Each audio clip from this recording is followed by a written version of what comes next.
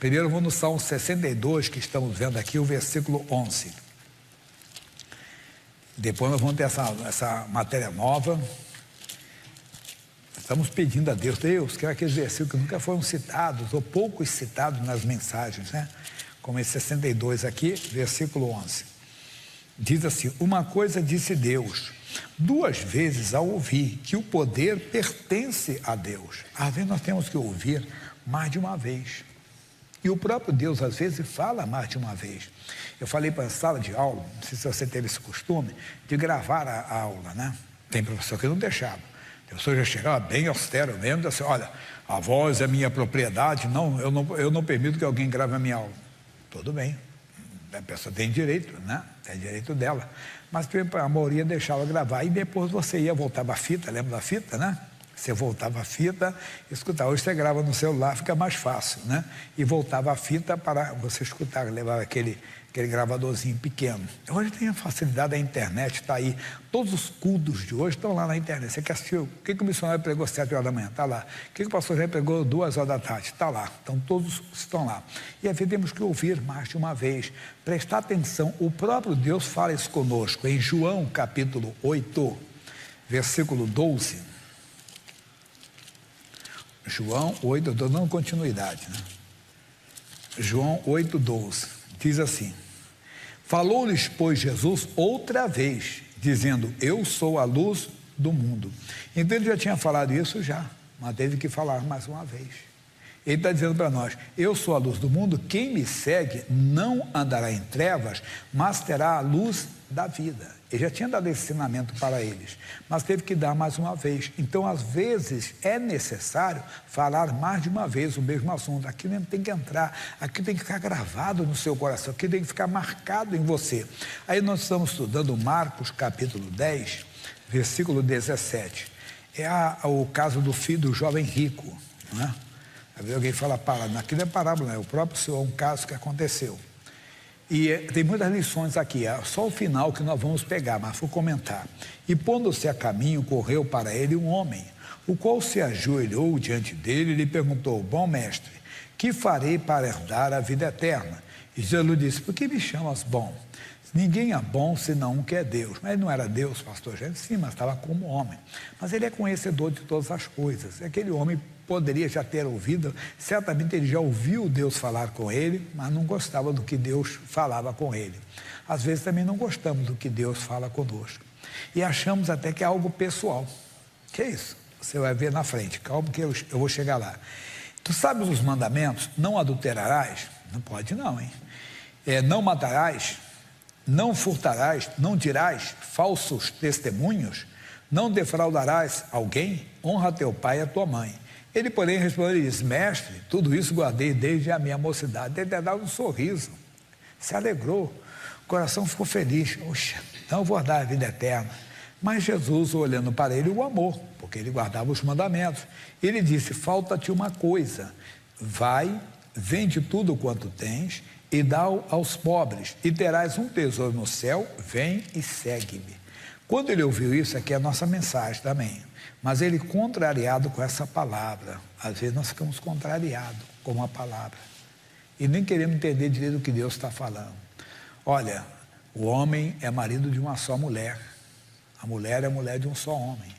A pessoa ouve aquilo e fica triste, fica contrariada. Diz assim: quem tirou-os triste? Porque possui muitas propriedades. A pessoa se retira, não quer mais seguir a palavra de Deus. Por quê? Porque ele possui uma paixão. Não tem, por favor, a casa de alguém, mas um amante. O pastor German é um cara de 20 anos, de 30 anos. A Bíblia fala que só pode ser de uma só mulher, mulher de um só homem. Eu lembro de um amigo, falava que é um amigo, hoje já está, né, muitos anos dele, provavelmente já deve estar na glória, já era uma pessoa de idade na época. Chegou, ele veio a Cristo, então, pastor German, eu quero servir tudo certinho, deixa eu contar para o senhor. A minha mulher ficou doente há tantos anos atrás. Precisamente, pastor, já 28 anos. E eu já estou falando uns 20 e tralalá também. Então, quer dizer, mais de 50 anos. Ele disse assim: minha mãe ficou doente. Então, durante esse tempo, eu tive uma outra pessoa. Uma pessoa distinta e tudo. E eu quero seguir a Jesus, mas eu tenho essa pessoa. Ele disse: olha, a Bíblia diz que o homem é marido de uma só mulher. Mas o que eu vou fazer com a outra? Deus vai lhe dar a direção. Ficar com ela, a Bíblia diz que não. Você tem uma mulher viva. Pela ciência jurídica, né, pelo conhecimento jurídico e tudo, pela lei, isso é chamado de divórcio remédio. Ele pode até ter isso, mas pela Bíblia não. Aí eu entendeu. Bem, eu nunca mais o vi, né? Aí vi ele anos depois, numa igreja nossa, servindo a Deus como obreiro. Ele aceitou a palavra que eu falei, porque eu dei uma palavra de Deus. Quer dizer, não foi uma palavra, ele não ficou contrário. Na hora ele pode não ter entendido, mas Deus falou o coração dele. Nem sempre a pessoa aceita a palavra. Quando o pastor prega aqui, amai os vossos, assim, mas não posso, a pessoa fica triste com essa palavra e se retira. Você conhece aqui João, eu já volto aqui já, nem dei no outro culto, vou dar para vocês rápido. João 6,60, alguns conhecem. Diz assim, muitos, pois, dos seus discípulos, ouvindo isso, disseram, duro esse discurso, quem o pode ouvir? Versículo 66, desde então, muitos dos seus discípulos tornaram para trás e já não andavam com ele. Eram discípulos, aprendiam com Jesus, eles viram Jesus fazendo maravilhas, contemplaram grandes operações de Deus, mas quando a palavra é contra o interesse dele, ou contra a ideia dele, ou contra alguma coisa da vida dele, ele não aceita. A palavra de Deus é pura, nós vamos ver depois, que essa parte está queimando no meu coração, que eu não dei hoje o dia todo, vou dar agora, daqui a pouco. A palavra de Deus é a vida de Deus, estou adiantando para você. Voltando para o Marcos, então ele, contrariado com essa palavra, retirou-se triste porque possuía muitas propriedades. Então Jesus, olhando ao redor, disse aos discípulos, quão dificilmente entrarão no reino de Deus os que têm riquezas. E os discípulos se admiravam dessas suas palavras. Mas Jesus, tornando a falar, Jesus entendeu que eles não tinham compreendido bem. Estavam meio pasmados. Disse-lhes, filhos, quão difícil é para os que confiam nas riquezas entrar no reino de Deus. Entenderam?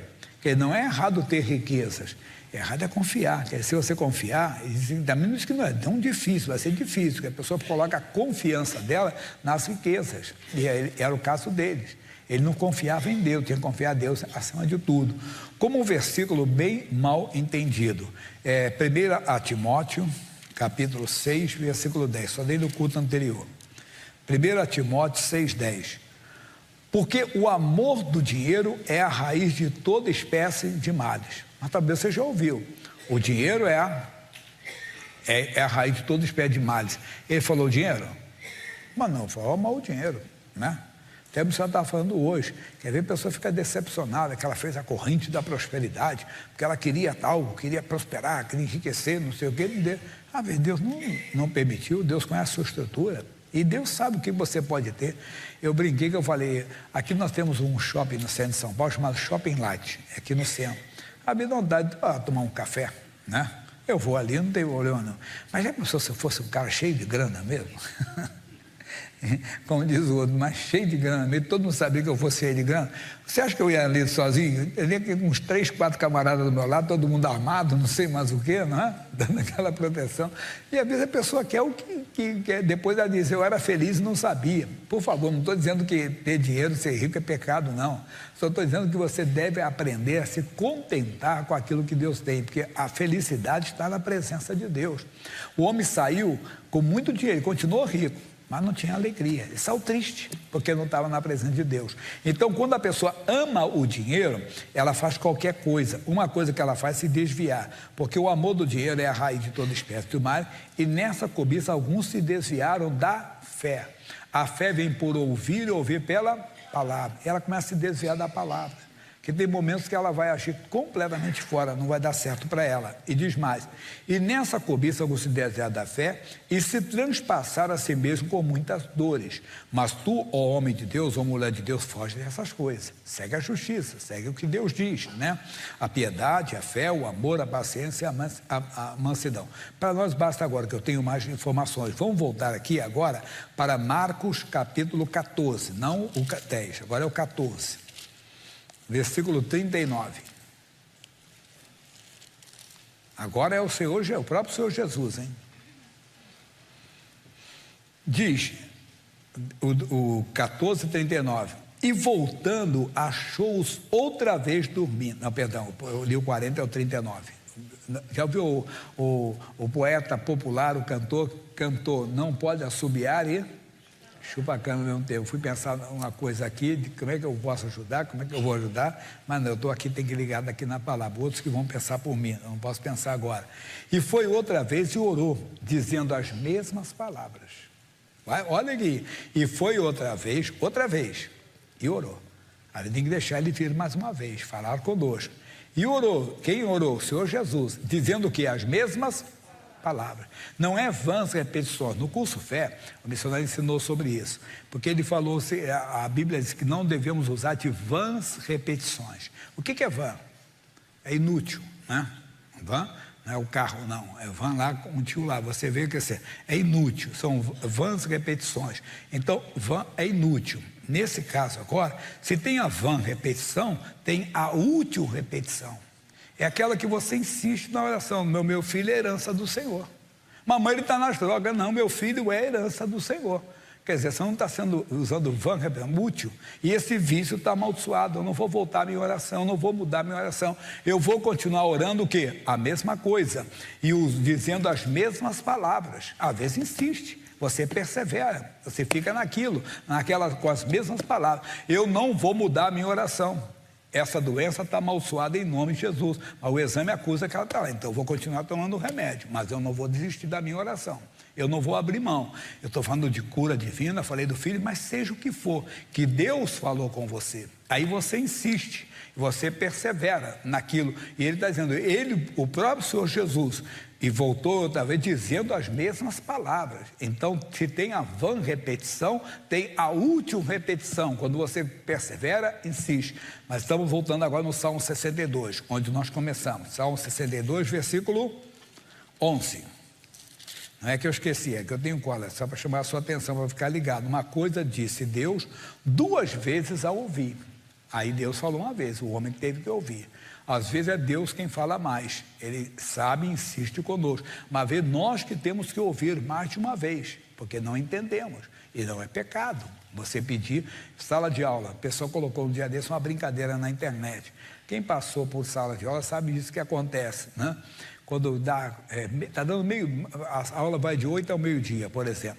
Quando dá 10 para o meio-dia, está todo mundo arrumando o quê?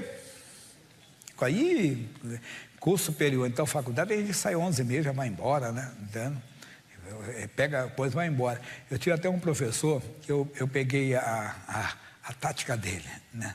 E tinha dia que ele dava a primeira, a aula era de, se eu não me engano era essa, de 8h20 às 10, 10h20, 10 a 10h20 era o intervalo, e de 10h20 ao meio-dia era a segunda aula. Então tinha dia que ele dava a primeira aula, e tinha dia que ele dava 2 vezes na semana, tinha dia que ele dava na segunda aula. E sempre na primeira aula tem sempre a turma dos atrasildos. Sabe o que é atrasildos? Que sempre chegam tarde, sempre chegam tarde. Aí eu notei uma coisa, matéria de prova, o que ele fazia? Quando ele dava na primeira aula, o que ele dava? Matéria de prova, onde que ele dava? No início. No início que ele dava matéria de prova. E quando ele dava a segunda aula, matéria de prova ele dava onde? No final, porque quando a gente tem 11h30, pega o caderno, coitado, é trabalho, só Deus sabe, às vezes a pessoa estuda, trabalha, faz opção de coisa, só você sabe onde o sapato está apertando, né? A pessoa sabe. E às vezes a pessoa fazia isso, eu notei isso, então peguei as matérias que ele dava. Mas o que eu estou falando isso? Aí na internet o cidadão deu 10 para o meio-dia, todo mundo assim, já todo mundo com a mochila pronta.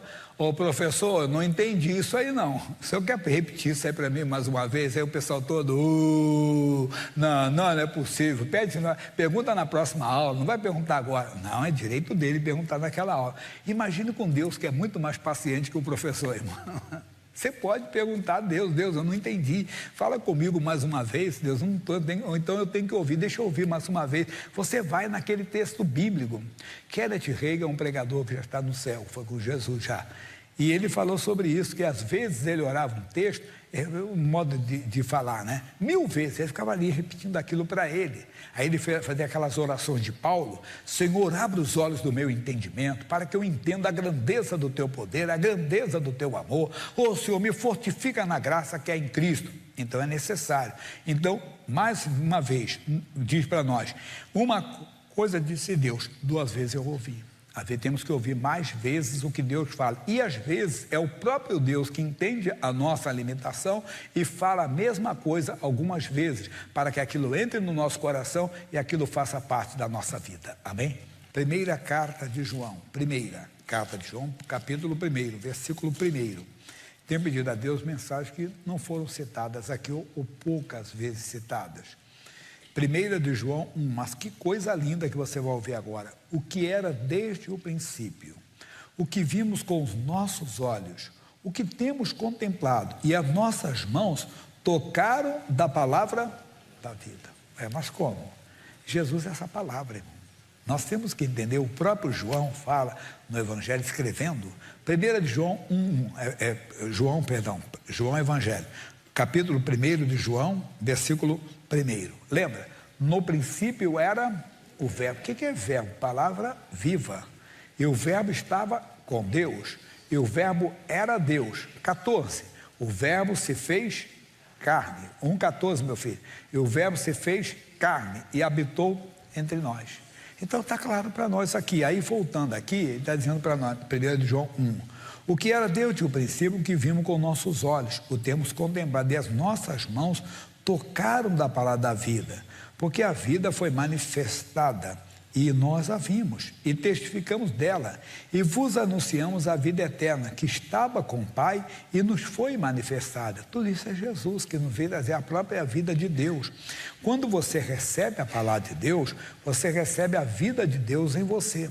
Quando você despreza a palavra de Deus, você despreza a vida de Deus em você. Aquilo que eu estava explicando, como é que a pessoa não aguenta ver isso aqui? 1 de João, capítulo 3, citei esses dias, versículo 9. Qualquer que é nascido de Deus, o que ele diz? Não vive na prática do pecado. Pecar é uma coisa, mas não vive na prática, ele não consegue, ele não pode. O número 8 era muito mal entendido. Quem pratica o pecado é do diabo.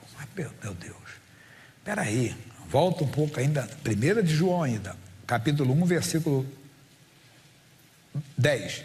Se dissermos que não pecamos, fazemos-lo mentiroso, e a sua palavra não está em nós. Aqui então está dizendo, quem pratica o pecado é do diabo, porque o diabo vive pecando desde o princípio. Para isso o Filho de Deus se manifestou, para desfazer as obras do diabo, que vive na prática do pecado, que ele vai explicar isso agora. Quem é nascido de Deus não vive, você não aguenta, porque a vida de Deus está em você. Aí você tem que examinar. Eu disse, é impossível, se alguém nasceu de novo, se a vida de Deus está nele, odiar alguém. Falando outra vez, mas pastor, já você não sabe o que aquela pessoa me fez. Irmãozinho, você não está compreendendo. É a vida de Deus em nós que faz, entenda bem, você perdoar alguém, você esquecer até mesmo, e não guardar o ódio, não guardar a raiva, não guardar o rancor, porque a vida de Deus está em você. Veja o versículo 9 ainda, ele diz assim, porque a sua semente permanece nele, e não pode ver pecando, porque é nascido de Deus. Não vive pecando, não pode, de maneira alguma. Não, porque eu tenho um lado fraco na minha, não, está faltando a vida de Deus. Não é que você não é de Deus, está faltando a vida de Deus, deixar a palavra de Deus entrar em você. A palavra de Deus entrando em você é a vida de Deus entrando em você. E por isso você consegue ter o mesmo sentimento que estava em Cristo. Você consegue agir da mesma maneira que ele agia. As pessoas não compreendem. Por quê? Lembra? 1 aos Coríntios 2,14, você lembra bem? Eu cito bastante. O que diz? Ora, o homem natural, quer dizer, o homem que não está com a vida de Deus, não compreende as coisas do Espírito de Deus, porque lhe parece... Isso é loucura. Como é que eu vou amar a pessoa que me ofendeu? Isso é loucura. É para o homem natural. Mas nós temos a vida de Deus em nós, nós entendemos que não é por nós. Segunda carta de Paulo aos Coríntios, capítulo 3, versículo 5, 3:5. Ele diz, não que sejamos capazes por nós de pensar alguma coisa como de nós mesmos. Não, eu vou pensar, então eu tenho que amar essa pessoa, então eu vou amar. Não, não é isso. Ele está dizendo, mas a nossa capacidade vem de Deus. Quer dizer, é Deus em nós, é a capacidade de Deus. Assim como você não sente medo do mal. Puxa, Qualquer pessoa, entenda bem, se encontrar uma coisa sobrenatural, pode se assustar, pode ser... Não, você não tem, você sabe que Deus está contigo, você não se assusta. Mas essa capacidade vem de Deus. Versículo 6, ele diz: o qual nos fez também capazes de ser ministros de um novo testamento, não da letra, mas do Espírito. Quer dizer, não adianta você decorar, pode decorar, mas não é isso. É a vida de Deus em você que faz você rejeitar o pecado, por exemplo. Lembra que eu dei o exemplo? Ele não entende, mas aquela moça tão bonita, aquele rapaz disse que não queria nada, porque aquele rapaz é um homem casado, ou aquela mulher é uma casada, ou aquela pessoa, entenda bem, ela quer bagunça, e o homem de Deus, não. O homem de Deus não quer isso. A mulher de Deus não quer isso. Eles não entendem, parece loucura. Mas por quê? Não é uma coisa da letra, é do Espírito, porque a letra mata e o Espírito é que vivifica. Quer dizer, a vida de Deus, ela está aqui. À medida que você aceita a palavra de Deus, você vai tendo a vida de Deus. Voltando para a 1 de João, isso. Aí ele diz assim, versículo número 3, diz: o que vimos e ouvimos, isso vos anunciamos, para que também tenhais comunhão conosco. E a nossa comunhão é com o Pai e com o seu Filho Jesus Cristo. Queremos que todos participem, que tenham o mesmo sentimento, tenham as mesmas atitudes, onde você não vai encontrar a pessoa no nosso meio com a intenção, desculpe a expressão, de dar um golpe a alguém. Já ouviu eu falar assim, arriar um 7-1? Não, não, porque homem de Deus, mulher de Deus está no nosso meio, nós temos que andar nisso. Essas coisas vos escrevemos para que o vosso gozo, a vossa alegria se cumpra. E esta é a mensagem que dele ouvimos e vos anunciamos, que Deus é luz e não há nele treva nenhuma, não há mesmo. Se dissermos que temos comunhão com ele e andamos em trevas, mentimos e não praticamos a verdade. Misericórdia, não. Queremos praticar a verdade, queremos viver, mas quando é que eu consigo? Quando eu recebo a palavra, aceitei Jesus como Senhor e Salvador, agora para que a vida de Deus se manifeste em mim, eu tenho que aceitar a palavra de Deus em mim. Eu tenho que aceitar a palavra de Deus no meu espírito e começar a viver por ela, com ela. E repito, não é da letra, é do espírito, é a natureza de Deus em você. 7, mas se andarmos na luz, como ele na luz está, temos comunhão um com os outros, que bonito, hein? E o sangue do seu filho, de Jesus, Cristo, seu Filho, nos purifica de quê?